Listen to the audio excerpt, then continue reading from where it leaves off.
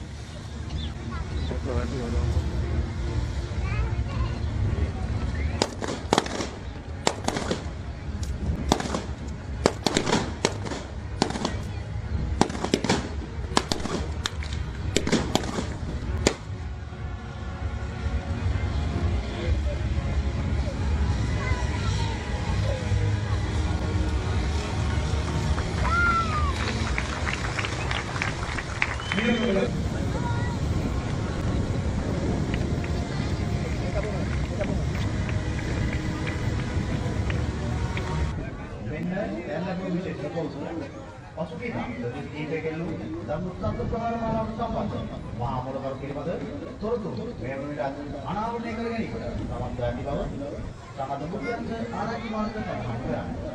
තවද මොහු ධර්මකරේ යාත්‍රාවේ පත්වන ප්‍රමාණයට සාමාන්‍ය මුඛ්‍යන්ත කටයුතු කරන්නේ. විදේශ රටකදී විශේෂිත යුතුයකම් ලබාගත් ධර්මස්කන්ධවාදී බවට තොරතුරු අනාවරණය කරනවා.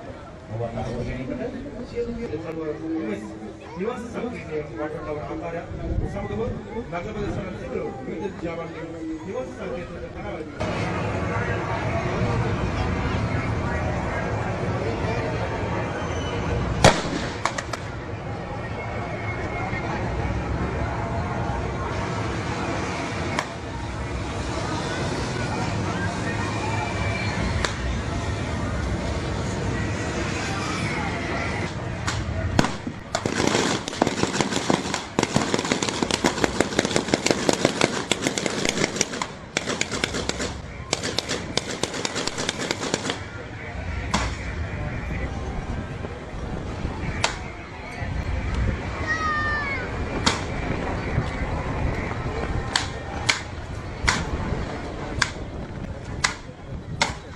නවත්තමගේ ඔබගේ අවධානය යොමු කිරීමේ